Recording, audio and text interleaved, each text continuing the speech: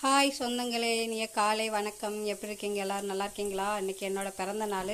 யார் யார் வாழ்த்துக்கள் சொல்கிறீங்கன்னு எனக்கு கமெண்ட் பாக்ஸில் சொல்லுங்கள்.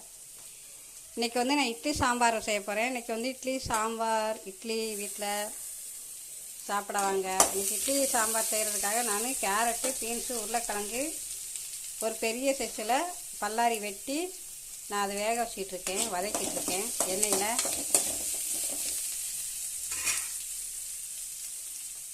ஒரே ஒரு தக்காளி போட்டுக்கிறேன். இது நல்லா வதங்கிறதுக்காக காயப்பொடி போட்டுக்கிறேன். கூடவே மல்லி இலையும் கருவேப்பிலும் போட்டுக்கிறேன்.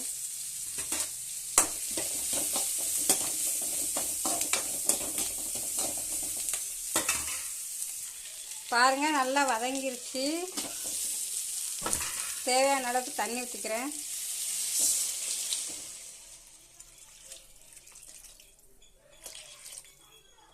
இந்த செம்பில் ஒரு செம்பு ஊற்றிக்கிருக்கேன்.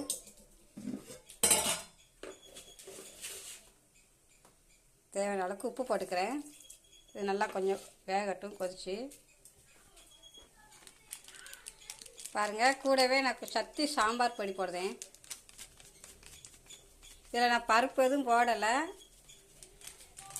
கடைசியில் நான் பொட்டுக்கடலை இருக்குல்ல, பொட்டுக்கடலை அரைச்சி மட்டும் தான் ஊற்றுவேன்.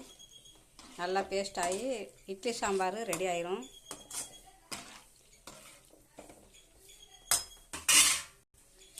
கூடவே மஞ்சள் பொடி போட்டுக்கிறேன்.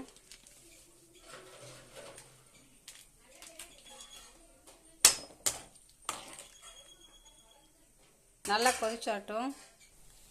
பாருங்கள், சாம்பார் நல்லா கொதிச்சுட்டு இப்போ நான் பொட்டுக்கடலை சொன்னேன் பார்த்தீங்களா, அதை பொடி பண்ணி வச்சுருக்கேன். இதை அப்படியே ரேசம் தூவி உள்ளே தூவி விட்டுக்கலாம்.